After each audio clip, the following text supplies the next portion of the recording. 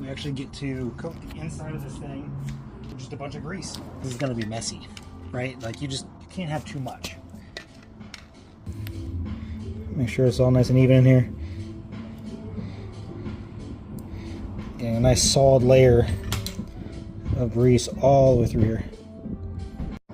Alright, so we're getting close here. So we're looking at the inner bearing. What we're going to do is actually place the inner bearing inside of this here. We're going to go ahead and place that. And then we're actually going to get ready to put the seal in. But before we do that, we actually just need to coat it in a good layer of grease.